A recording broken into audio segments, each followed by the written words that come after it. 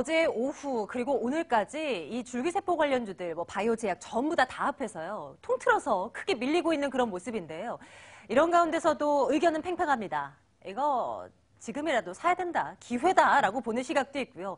굳이 이렇게 불안불안한 쪽에 투자를 해야 되겠는가라는 시각도 맞서고 있는 그런 모습이고요. 어떤 전략이 유효할까요? 두 분과 함께 말씀 나누겠습니다. 한국투자증권 이프랜드의 박재영 차장 나와 계시고요. 메리츠증권증권 강남금융센터 정용훈 과장 함께하도록 하겠습니다. 두 분 어서 오세요. 네, 안녕하세요. 예, 안녕하세요. 어려운 발걸음 하셨습니다. 오늘 시장도 좀 어지러워서 좀 많이 바쁘셨을 텐데요. 이 두 분과 함께 시장 얘기 나눠볼 거고요. 특히 줄기세포 관련주에 대한 이야기요.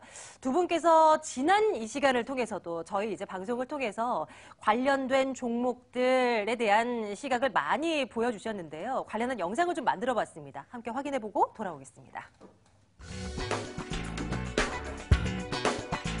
그런 의미에서 조금 작은 종목으로 오늘 소개를 해드려볼까 하는데 메디포스트라는 종목입니다. 시가총액이 1조 가까이 되기 때문에 그렇게 작은 종목이라고 볼 수도 없지만 16만 원대 저는 목표가로 제시를 해드려보도록 하고요.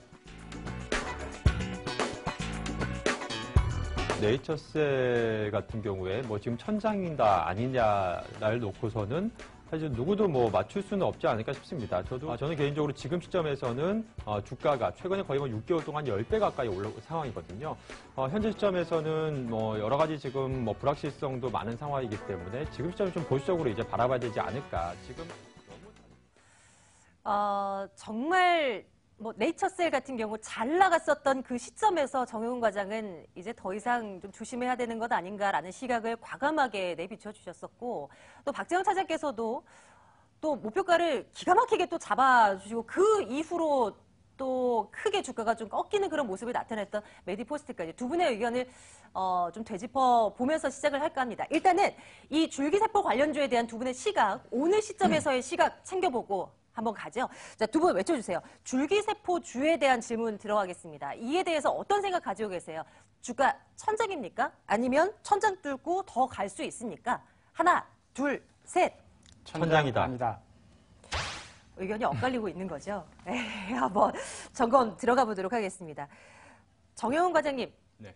천장이다 매번 외쳐주셨던 기억이 있어요. 네. 어떻게 좀 바라보고 계십니까? 네, 사실 저는 예전부터 계속 천장을 외쳤죠. 그러니까 그 가장 근거는 한마디만 해서 잘 모르겠다입니다. 그러니까 제가 지난번에도 네이처셀 앞서도 예전에 이제 했던 그 동영상이 잠깐 나왔었는데 당시에도 네이처셀이 지금 이 주가가 이 시점에서 과연 추가적으로 더 오를 것인지, 또한 지금의 주가, 그러니까 시가총액 3조라는 그 가치가 과연 타당한지에 대한 부분이 정말 이제 해석을 할 수 없는, 그러니까 즉 분석을 할 수 없는 영역이었기 때문에 지금 시점에서는 이제는 네이처셀 같은 경우에는 좀 보수적으로 봐야 되지 않냐, 그러한 의견을 드렸었고요. 물론 이제 최근같이 이렇게 주가가 급락할 줄은 저도 예상을 못했습니다. 그렇지만 지금 주식이라는 게 항상 이제 꿈을 먹고서 산다라고도 하지만 그렇지만 결국엔 기업의 어느 정도 펀더멘탈이 뒷받침해 줘야지 이 주가 이제 밸류에이션이 부여가 받고 어느 정도 기업 가치라는 게 어느 정도 이제 타당한 수준 내에서 주가라는 게 움직여야 되는데, 최근에 이제 바이오주들 같은 경우, 특히나 이제 줄기세포 관련주라든지 바이오주들 같은 경우에는 이러한 기대감보다 좀 과하게 움직이는 경향이 좀 높지 않나 싶습니다. 한마디 말해서 흔히 말해서 요즘에도 소위 말해서 이 바이오주들의 또 주가가 좀 하락하다 보니까 이제 거품 논란이 또 재차 좀 나오고 있는 상황인데요. 우리가 그 빠른 시일에 돌아보게 되면 지난 한 2015년에도 마찬가지인 경우였죠. 당시에도 이제 바이오주 그 거품 논란, 그 촉발한 사태가 한미약품 사태부터 시작해서 이제 바이오주들이 일제히 주가가 이제 급락하는 모습을 보였었고요. 또 그 전에는 또 다른 섹터이기도 하지만 또 2000년 초반에는 또 IT 버블이 또 있었었죠. 그만큼 이 기업 가치 대비해서 지금 과도한 그런 꿈을 먹고 가는 주식들은 항상 또 그 이후에는 결국엔 주가가 또 제자리로 가는 그러한 경향이 있거든요. 그렇기 때문에 저는 물론 이제 줄기세포 관련주들, 최근에 줄기세포 칠해제 그 시장 자체의 그 빠른 그 속도의 그 성장세는 저도 이제 공감을 하고 있습니다. 연평균 한 25% 정도 지금 줄기세포 치료제 시장이 좀 성장하고 있는 상황인데요.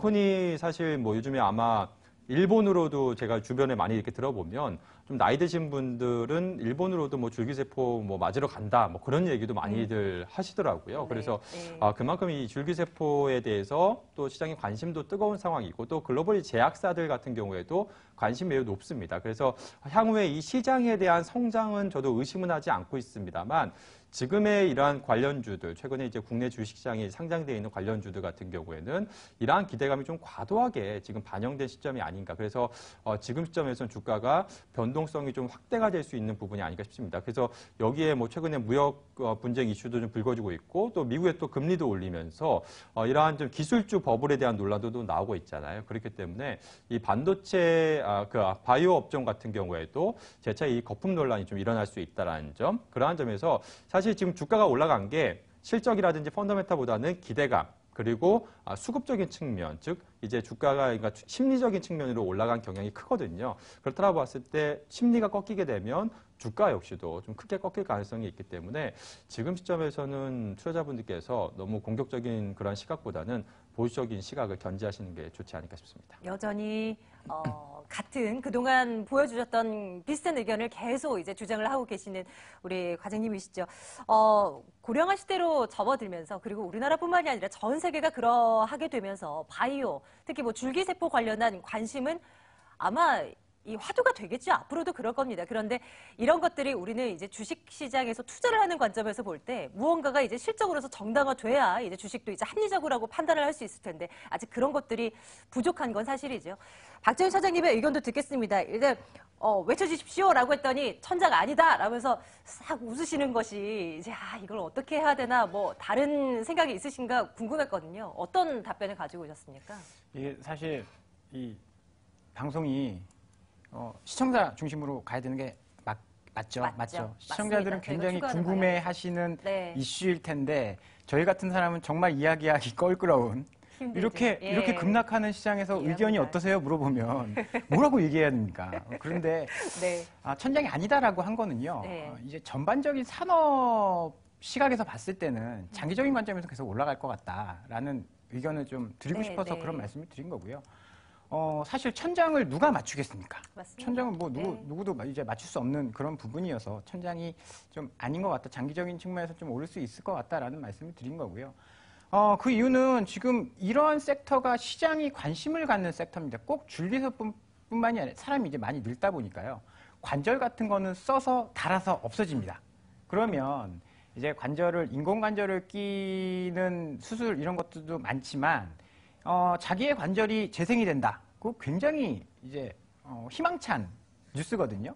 줄기세포가 이런 걸 할 수 있기 때문에 관심을 많이 갖는 겁니다. 최근에 네이처셀도 이제 그러한 이슈로 올랐다가 임상 실패를 하니까 주가가 이제 급락을 한 건데 임상을 성공하는 제품들은 아마 차별화돼서 올라갈 가능성이 높습니다. 시장 규모가 계속 커지고 있고요.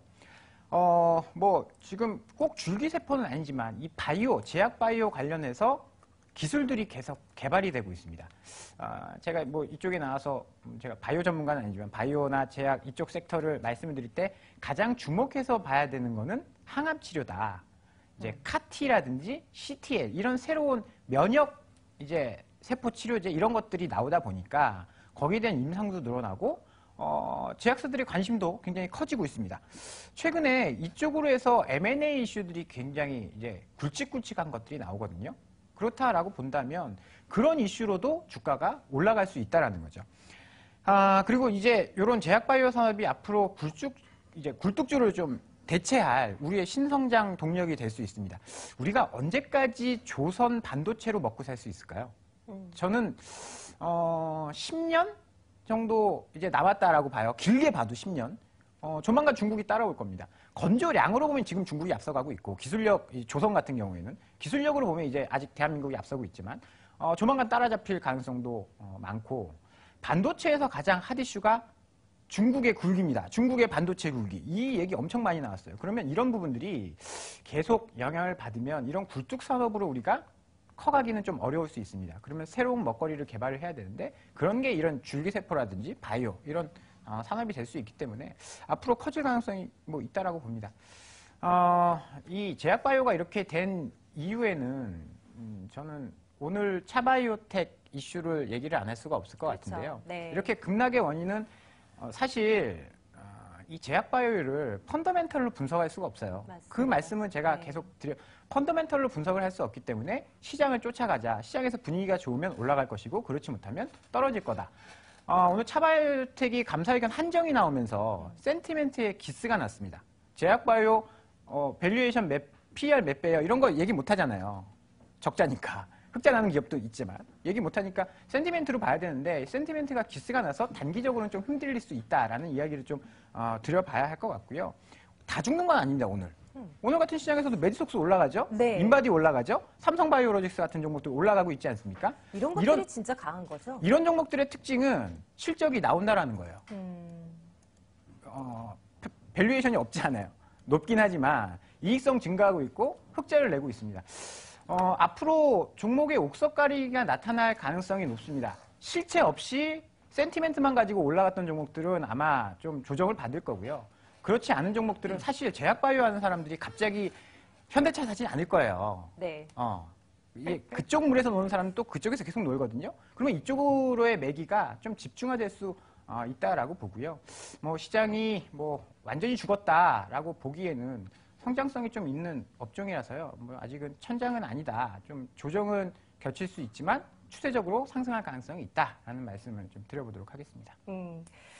그 바이오 섹터 안에서도 참 여러 가지로 이 뭉치들을 나눌 수가 있잖아요. 저희는 이제 줄기세포 관련주 이렇게 한정지어서 이제 두 분께 의견을 좀 들어봤는데 바이오 시밀러 쪽으로 살짝 조금 방향을 틀어볼까요? 물론 이제 차바이오텍 오늘 이렇게 이슈가 되고 있는 차바이오텍도 바이오 시밀러 관련주라고 볼 수는 있을 겁니다.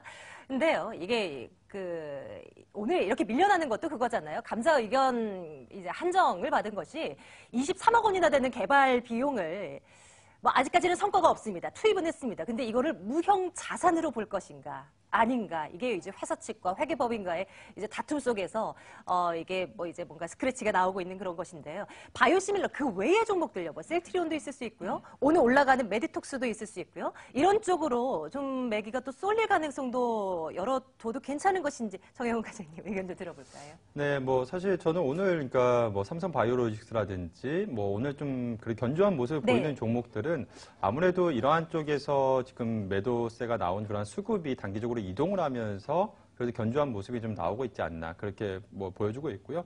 이러한 부분은 이제 단기적인 시각이 그러한 부분이 아닌가 그렇게 보고 있습니다. 결국에는 이제 개별적인 이제 기업들의 이제 모멘텀에 의해서 향후에 이제 주가가 이제 향방이 좀 갈라지지 않을까 그렇게 보여주고 있고요. 예를 들자면 셀트리온만 이제 계속해서 견조한 모습을 보이는 반면에 기타 바이오주들, 줄기세포 관련주라든지 이러한 좀 관련주들은 하락하는 이러한 좀 차별화된 그런 모습이 좀 나타날 가능성이 있지 않나 그렇게 보고 있고요. 저는 사실 그러니까 바이오주 관련해서 말씀드리고 싶은 부분은 그러니까 앞서도 계속 제가 줄기세포 관련주 천장이다라고 예전부터 계속 말씀드리고 그랬었던 부분이 있는데 그러한 부분은 사실 지금 어떻게 보면 지금 거의 분석이 할 수 없는 부분이기 때문입니다. 그래서 사실상 지금 시장의 그러한 흐름 앞서도 센티멘트 말씀해 주셨다시피 시장의 이제 심리에 따라서 주가가 이제 움직이는 경향이 있기 때문에 그러한 부분은 사실 우리가 투자자 입장에서 봤을 때 그러한 시장의 분위기라든지 또 이제 주가가 이제 상승할 때 그냥 따라간다라든지 이러한 부분은 투자가 아니라 어떻게 보면 투기라고 할 수가 있겠죠. 그러니까 막연한 그냥 기대감에 의해서 미래에 대한 기대감으로 사실 투자하는 것은 투자라고는 할 수 없습니다. 그래서 그러한 부분은 이제 투기적인 부분이기 때문에 그러한 부분은 자제하셨으면 좋겠다라는 말씀을 드리고 싶고요. 그리고 이제 물론 이제 헬스케어가 전반적으로 바이오를 비롯해 줄기세포 대부분 다 그러니까 물론 이제 고령화 시대가 진행되면서 계속해서 성장에 대한 의심은 없습니다. 그렇지만 그 중에서도 결국에는 살아남는 기업들은 한정돼 있는 상황이거든요. 그렇기 때문에 주가가 혹시라도 변동성이 극대화된다 하더라도 내가 길게 보고서 정말 이 회사의 향후 5년, 10년으로 내다보고서 투자를 한다. 예를 들어 대표적으로 셀트리온 같은 경우에 그렇게 만약에 투자하신 분들은 5년, 10년 전에 투자를 하셨으면 지금 굉장히 높은 수익을 거두셨을 텐데요. 그렇게 자기가 이제 길게 소신대로 끌고서 가보신다면 문제는 없지 않을까 싶습니다. 다만 그 기업에 대해서 예를 들자면 대표적으로 셀트리온과 더불어서 작년부터 시장에서 주목받았었던 바이오 섹터 중에 대표적인 종목이 바로 신라젠이죠. 이 신라젠 같은 경우에는 지금 뭐 글로벌 제약사과 다국적 제약사들이 가장 지금 주목하고 있는 시장이 바로 이제 면역 항암제 시장이지 않습니까? 지금 한마디 말해서 이 헬스케어 전반적인 이 산업의 성장이 기대가 되고 있습니다만 그 중에서도 가장 폭발적인 성장이 기대가 되고 있는 게 바로 이 면역 항암제 시장이거든요. 그 중에서 지금 신라젠 같은 경우에 지금 임상 3상을 지금 진행하고 있는 상황이어서 만일에 이게 성공을 하게 되면 정말 시장에서 예상한 것만큼 그렇게 실질적으로 밸류에이션을 부여를 할 수도 있는 부분이기 때문에 그러한 부분에 대해서 확신을 가지고서 임상 3상에 대한 그런 믿음을 가지고서 만약에 보유를 하신다라고 한다면 저는 뭐 문제가 없다라고 생각합니다. 만일에 투자에 실패가 한다 하더라도 충분히 그럴 만한 가치가 있다라고 생각을 하고요. 다만 그러한 부분이 아니라 이러한 좀 뭐 집중적인 뭐 분석 없이 그냥 막연하게 그냥 줄기세포주들이 최근에 좋다, 뭐 바이오주들이 지금 업황이 좋다 해가지고 주가가 주가를 따라간다거나 아니면 최근에 뭐 주가가 크게 하락했다고 해서 뭐 저점 매수에 나선다거나 이러한 부분은 투자자분들께서 꼭 투자에 좀 주의를 하시는 게 좋겠다라는 말씀을 오늘 드리고 싶습니다. 좋습니다. 보수적인 시각이 이제 필요하다라는 말씀이시죠. 박재원 사장님께서도요. 지금 이제 화면에 함께 보시면서 이제 뭐 제약 바이오주에 대한 어떤 우려를 사고 계실 우리 시청자분들께 어떤 투자 조언을 좀 해주고 싶으신가요? 시장에 대들면 안 된다. 제약 바이오가 올라가는 시장이면 거기에 따라서 맞춰서 가면 되는 거고요. 제약 바이오가 떨어지는데 야 이거 뭐 많이 떨어지니까 사봐도 돼. 이거는 아닌 것 같아요. 제약 바이오 같은 경우에는 뭐 계속 센티멘트에 따라서 투자를 해야 된다라고 말씀을 드리는데 센티멘트에 따라서 투자를 해야 된다라고 하면요. 오를 때 사는 게 맞습니다.